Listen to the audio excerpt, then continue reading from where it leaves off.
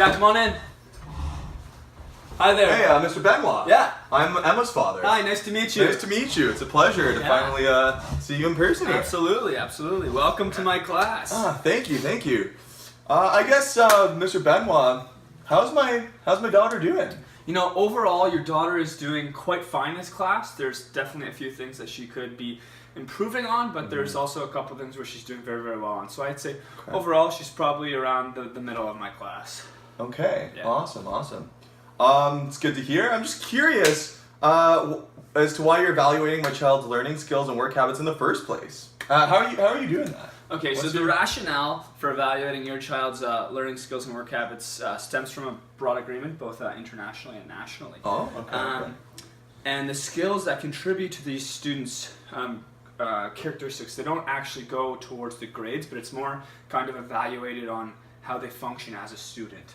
So, I evaluate these through a couple different observational techniques in which in some cases I kind of have a track list on a Google document and I kind of write down notes every time I see kind of your daughter do something in particular in class. And then I kind of, when it comes to like a report card or a progress report, I kind of compile them all and categorize or generalize kind of everything that I've seen. Okay. Yeah.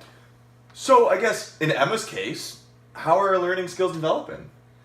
So I found out a couple different things depending on the learning skills. So for responsibility, her responsibility skill is quite adequate. She gets her work done majority on time. Sometimes she needs a gentle reminder, and very rarely does she hand it in late or forget to do it. That's good. Okay. So majority of the time she is kind of around where she is expected to be. Okay, that's good. Moving forward, her organization, again, is quite adequate. She has great time management when she doesn't have things stacked up. So when she has, say, one assignment, she can get that done quite effectively. But when it comes to multiple assignments or there's other things going on in the class or things start to pile up, her time management, she may spend too much time on one aspect of a project where another aspect she may kind of leave out, and then the project isn't as could be allocated in another. Exactly. So it's not balanced out as good as it could. All right. Her independent work, so she does sometimes get quite distracted in class. Okay. She is a little bit of a chatterbox at times, and that's okay.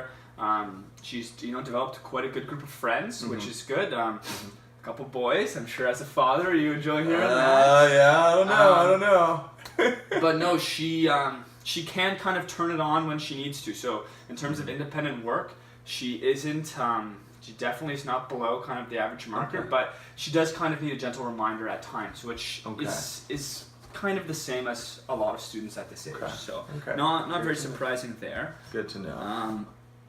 In terms of collaboration, again, she is quite adequate. She reluctantly accepts various roles in groups, which is really great to see, and is definitely becoming more and more of a team player every single day. So her responsibility and collaboration are definitely on the up and up. That's great. Which is very good to see. And group members, most group members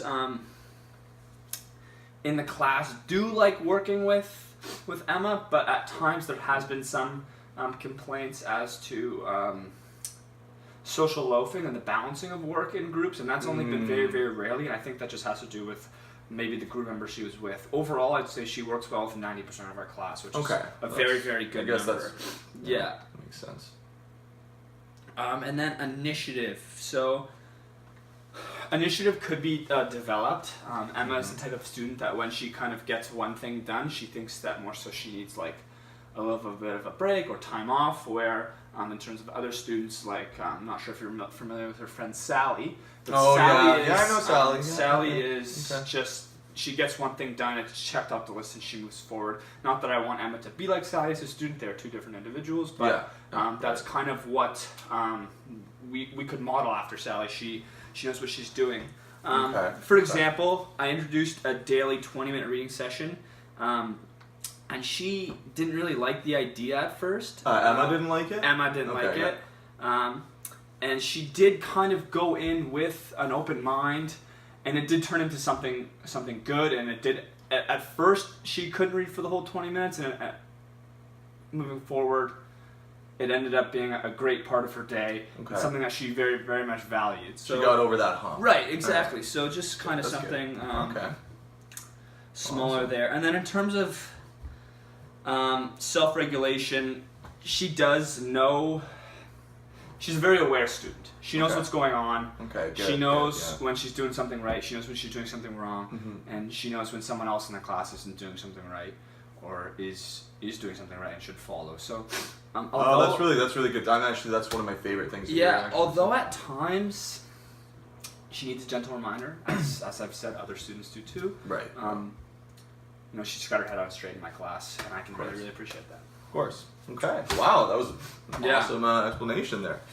Do you have any suggestions for next steps for Emma? I guess at home and in the classroom? Yeah, so a few next steps for Emma. Sorry, I've written a couple things down, which is why I keep resuming no back to worries, my no worries. laptop. I like that. So my biggest suggestion for your child is just to, those little times where she needs a gentle reminder is just to stay on task in my class. The more that Emma stays on task, the better she will be moving forward, and the better her marks will be, and she will see improvement. At home, very similarly, those extra, blocks of time that she has, if she doesn't have soccer practice or she doesn't have gymnastics, make sure she's doing that homework. The more work that is put in at home, the better of a result you will see when those report cards come home. I can promise you that. And so those were my my tips. And if you don't have any other questions, that's kind of all I had.